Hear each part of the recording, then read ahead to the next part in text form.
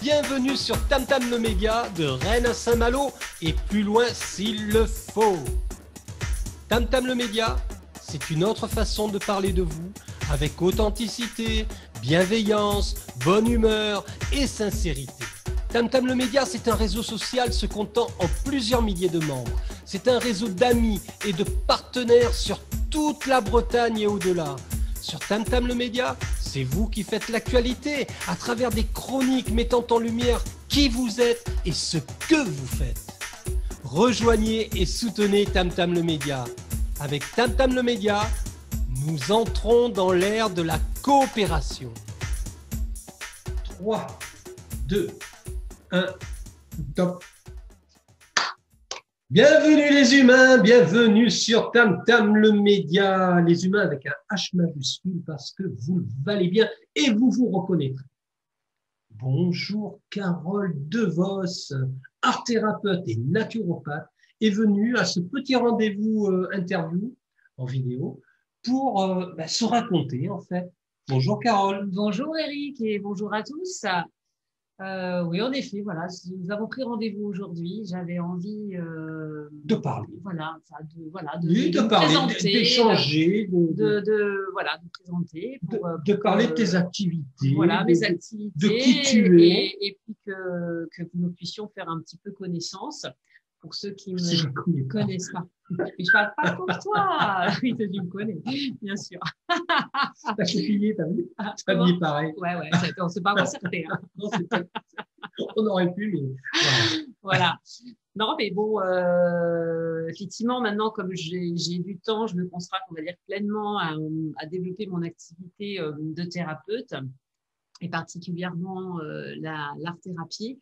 Donc, j'avais un petit peu envie de raconter pourquoi j'étais devenue d'ailleurs thérapeute. Parce que parfois dans la vie, même si des expériences peuvent être justement difficiles au départ, en fait, elles nous servent toujours quelque part si on arrive à transformer et à comprendre ce qui se passe. Justement, en faire quelque chose qui va, au contraire, nous amener sur notre chemin de vie. Et c'est en tout cas pour moi ce qui s'est passé. Alors, je dirais que je devais démarrer par la naturopathie parce que c'est quand même mon premier amour, si je puis dire, dans la thérapie, puisque j'ai découvert la naturopathie dans les années 90. Donc, bon, ouais, ça fait une trentaine d'années. Mais c'est vrai que pourquoi j'ai été intéressée à la naturopathie, c'est surtout ça, c'est parce qu'effectivement, enfant, j'étais quand même, j'étais souvent chez ma grand-mère. Et puis, à l'époque, dans les années 60, c'est vrai que la nourriture, c'était une nourriture très riche, très grasse. Ah, c'est bon, je me rappelle les plats en sauce. Et ma grand-mère, donc, a eu des gros problèmes de santé. En l'occurrence, elle était diabétique et elle est devenue aveugle. Elle a été dialysée. Elle a même eu donc la gangrène jusqu'à être, voilà. Enfin, bref, donc ça a été assez difficile pour moi, je dirais en tant que petite fille, d'observer ça, de vivre ça. J'étais très proche d'elle. Et puis alors, j'ai ma mère qui était dans les années 70, une totale, je dirais, fan des régimes, de tout ça. Alors, qui en a expérimenté, je dirais, un peu pléthore. Comme beaucoup de femmes à cette époque-là, voilà. Dans les années 70. Voilà. Mais c'était un petit peu les débuts. Il y avait beaucoup de régimes qui venaient des États-Unis. Et je dirais que donc, quelque part, la mauvaise santé de ma grand-mère liée à une mauvaise hygiène de vie et puis ma mère qui était un petit peu obsédée par les régimes m'ont amené quand même à m'intéresser à la diététique. Et donc, même si on m'a, dans un premier temps, quelque part, imposé de faire des études de secrétaire, je ne suis pas restée longtemps. Et donc, justement, arrivée dans les années 90, j'ai recherché quelle était ma voie. Et c'est vrai que c'était la diététique. Sauf que je ne pouvais pas rentrer dans une école de diététique. C'était pas possible pour des raisons personnelles. Mais alors, je me suis dit, tiens, mais je suis rentrée dans un magasin. À l'époque, ça n'existait pas les magasins bio, c'était des magasins diététiques. Et puis, j'ai demandé à une jeune femme, j'aimerais bien travailler dans votre boutique, faire ce que vous faites, mais enfin, comment faut faire, parce que moi j'étais secrétaire, donc comment faut faire? Alors elle me dit, je sais pas, acheter l'annuaire vert, c'est quoi? Et elle me dit, oh, c'est un annuaire dans lequel vous allez trouver tous les professionnels justement du monde de la diététique, des thérapies, ce genre de choses. À savoir qu'à l'époque, il n'y avait pas tout ça, tout ça sur Alors à Internet, l'époque, il y avait, alors j'habitais la région parisienne, donc à l'époque, effectivement, donc en achetant cet annuaire vert, j'ai découvert effectivement qu'il y avait un salon médecine douce à la porte de Versailles, donc près de Paris, enfin sur Paris, et du coup, j'ai rencontré la fille de Robert Masson qui m'a proposé d'assister à une conférence, donc de son père, Robert Masson. Robert Masson. Voilà. Juste une petite. Ah bah oui, une petite parenthèse, bien sûr. Robert Masson, hein, oui, effectivement. Quand même un pionnier de la naturopathie qui nous a quittés, qui est décédé l'année dernière, ou il y a 2 ans peut-être déjà, donc à l'âge de 90 ans, et donc que j'ai eu la chance de rencontrer et même d'être amie avec lui dans les années 90, donc lorsque je vivais en région parisienne. Et du coup, ça a été quelque part une rencontre, le point de départ, vraiment une rencontre déterminante pour la suite de mon chemin professionnel. Alors, j'ai commencé donc à étudier à travers ses livres. Parfois, il m'invitait à certains de ses cours. À l'époque, il n'avait pas son école encore à ce moment-là. Et puis, j'allais beaucoup sur son cabinet avenue Beaux-Arts qu'il avait sur Paris. Donc c'est vrai que c'est une amitié qui m'a apporté beaucoup aussi. J'ai eu la chance d'aller en Belgique, d'assister à ses conférences, on fait plein de choses. Puis ensuite, j'ai quitté la région parisienne, je suis allée m'installer dans le sud de la France. Et puis, c'est là qu'après, dans les années 2000, j'ai fait ma formation donc, à l'IFSH, donc l'Institut français des sciences de l'homme, avec donc Patrice Ponzo, donc, qui a son école là-bas, et maintenant qui enseigne aussi sur Paris, sur Nantes, il me semble, donc il a plusieurs lieux d'école. Donc ça, c'est pour la naturopathie, donc c'est vrai que voilà, donc ça fait à peu près environ 30 ans. Que je gravite autour. Alors, j'ai beaucoup exercé, évidemment, j'ai beaucoup pratiqué dans les magasins bio, parce que c'est quand même là où il y a quand même du travail, je dirais, c'est beaucoup plus facile de développer son activité et de faire du conseil. Et c'est vrai que j'ai été aussi à mon compte et je le suis donc à nouveau aujourd'hui dans le sud de la France, où là, aussi quand j'étais dans le sud de la France, je proposais aussi des ateliers de cuisine bien-être à l'époque avec le panier de Carole dans les années que j'ai connu. Voilà, en 2010. Ça c'était une aventure, qui a il y a quelques années. Donc je dirais que voilà, donc déjà en pratique, il y a la naturopathie. Tu étais avant-gardiste sur ce projet. Et puis, à cette époque-là, effectivement, un concept où il y avait à la fois donc le cabinet de consultation, des ateliers de cuisine, donc avec une cuisine vraiment adaptée professionnelle pour faire des cours, un petit espace salon de thé. Enfin, vraiment, c'était un concept un petit peu avant-gardiste qui fonctionnerait très bien aujourd'hui. Mais bon, voilà, c'était ainsi. C'est une belle expérience. Je suis très heureuse d'avoir fait ça. Mais voilà. Et ensuite, nous sommes venus nous installer en Bretagne. Oui, parce que on va pas vous faire l'historique. Voilà, nous sommes venus nous installer en Bretagne. Et puis, on a découvert cette belle région. Et c'est vrai que extraordinaire. Voilà. Moi aussi, je vous ferai ma petite histoire un jour. Et de là, donc j'ai travaillé dans un magasin bio donc en Bretagne où j'ai été donc aussi conseillère. Et en 2016, j'ai été très malade. J'ai arrêté de marcher. Alors évidemment, je n'ai su que beaucoup plus tard qu'en 2017. Donc j'ai eu la maladie de Lyme sous la forme chronique. Mais chose que je pense que je devais avoir depuis au moins 1997, donc depuis plus de 20 ans, parce qu'il m'arrivait par moments donc de ne plus marcher. Quand j'avais des gros stress, j'étais très fatiguée. En fait, je ne pouvais plus marcher. Donc, de 2016, je dirais quasiment à 2019, effectivement, j'ai dû utiliser des cannes pour marcher. J'ai été pendant près d'1 an à marcher vraiment avec 2 cannes parce que j'ai réappris à marcher. Sans parler des douleurs. Voilà, sans parler de tout ce qui est induit. Je ne vais pas faire une conférence sur la maladie de Lyme. Mais en tout cas, j'ai traversé cette période-là où puisque justement j'étais arrêtée, la vie m'avait arrêtée. En tout cas, la maladie était là pour venir me donner un message. Donc, je me suis posée et de là, je me suis dit, j'avais envie depuis très longtemps de toute façon refaire une formation, de faire quelque chose qui était plus allié au niveau de la psychologie. J'étais très attirée quand même par ça. J'avais fait aussi, enfin moi-même en tant que patiente, 4 ans d'analyse psychocorporelle avec l'Institut l'IAB, l'Institut donc d'analyse bioénergétique avec Muriel qui est maintenant en Guadeloupe, hein, qui fait des soins en Guadeloupe, des soins dans l'eau, enfin des choses extraordinaires. Muriel, si tu nous écoutes, voilà. Un petit coucou. Donc Muriel de Posqueur, d'ailleurs, donc sur la Guadeloupe, qui propose des soins extraordinaires. Si vous avez l'occasion, enfin quand on pourra à la limite retourner voyager.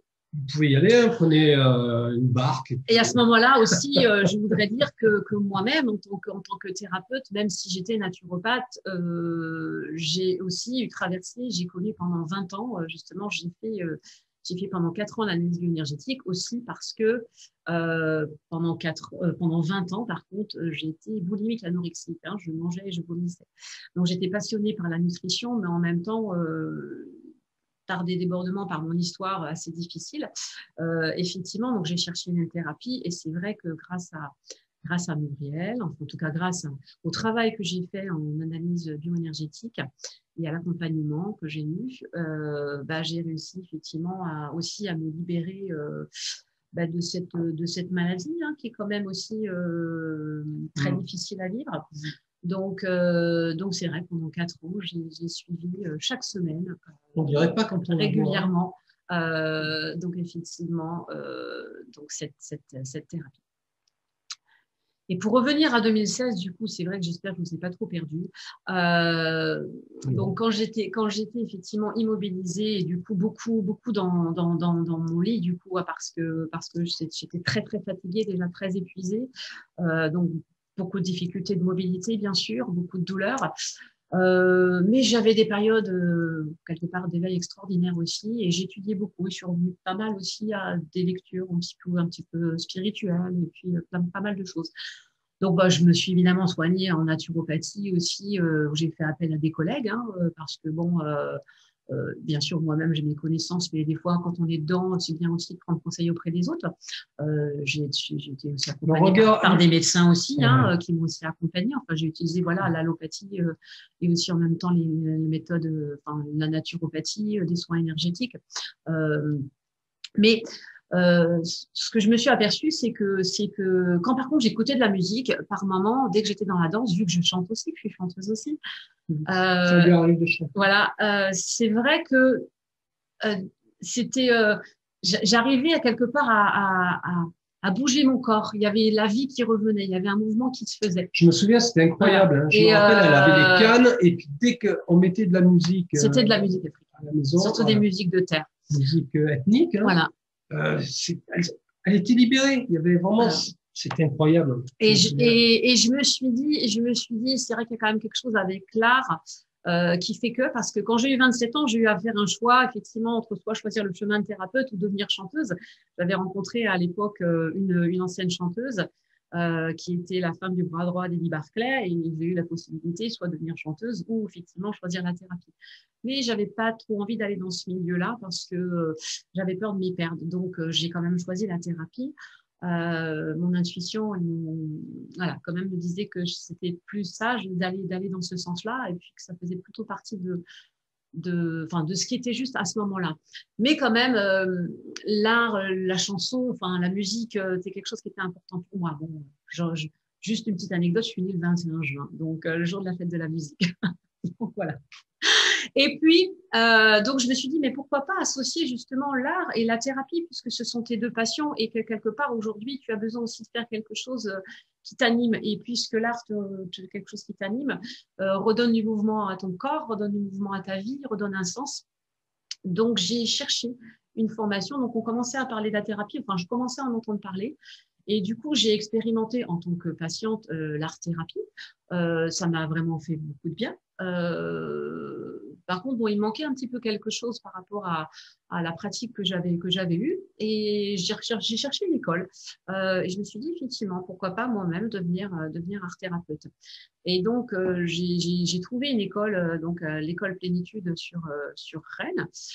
Mais j'ai rencontré, donc j'ai téléphoné effectivement, à Sylvie Lamour qui était enseignante formatrice dans cette école et avec laquelle j'ai échangé. Et puis effectivement, à partir de là, j'ai décidé de faire cette formation.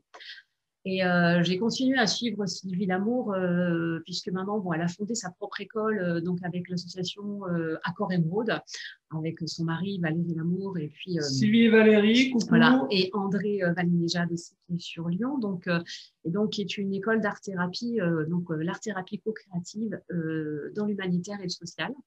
Et du coup, voilà, donc ce qui fait que ce cheminement, voilà, il a démarré donc après en 2018, oui c'est ça, en 2018. Donc là, j'ai fait vraiment la rencontre avec l'art-thérapie et moi-même, donc j'ai commencé à me former. Voilà. Donc, et aujourd'hui, ben, voilà, mon désir, mon envie, c'est d'accompagner des personnes, donc justement avec l'art-thérapie co-créative, avec aussi la naturopathie quand aussi c'est nécessaire. En tout cas, tous les outils, toutes les expériences, tout ce que j'ai moi-même expérimenté. Est-ce que tu as traversé, est-ce que j'ai traversé, parce que j'ai traversé du coup des choses, oui, difficiles dans ma vie, beaucoup de deuil, beaucoup de la maladie, enfin énormément de choses. Et aujourd'hui, donc, j'ai transcendé, comme parle Boris Cyrulnik, on parle de résilience, mais effectivement, les capacités de résilience de l'humain sont extraordinaires. Et c'est à travers donc, tout ce que j'ai vécu et toute cette expérience que moi, j'ai envie aujourd'hui d'accompagner les personnes qui elles-mêmes ont envie, ont besoin d'être accompagnées pour se rencontrer, pour devenir ce qu'elles sont vraiment. Parce que je crois que tout est possible, même actuellement avec ce que nous vivons. Je pense que les limitations sont simplement... Il n'y a pas pour moi de limitation, parce que même quand j'étais quelque part prisonnière de mon corps, quelque part... c'est peut-être là d'ailleurs où j'ai commencé même à comprendre qu'il n'y avait pas de limitation. Et pourtant, en apparence, j'aurais pu croire que oui.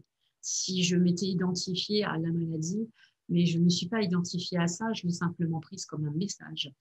Et du coup, voilà. Donc c'est pour ça qu'aujourd'hui, je suis vraiment motivée et c'est ce que j'ai envie de vous proposer et de partager avec vous. Donc je voulais vous raconter mon histoire. Je sors de ma zone de confort. C'est pas quelque chose que j'aime faire. En général, je raconte ça en privé avec des amis plutôt dans l'intimité. Mais je me suis dit, aujourd'hui, peut-être que sors de ta zone de confort et justement ose aussi dire, montrer ce que tu es et ce que tu peux toi aussi proposer à la vie et proposer aux autres. Voilà, parce que c'est pour ça aussi que j'ai choisi d'être art thérapeute co-créative dans l'humanitaire et le social. Voilà. Waouh, quelle belle histoire! C'est une belle histoire. C'est une belle histoire. Ça m'a fait une chanson. Voilà, Eric. Alors, voilà. oui, tu voulais dire rien, voilà mon histoire.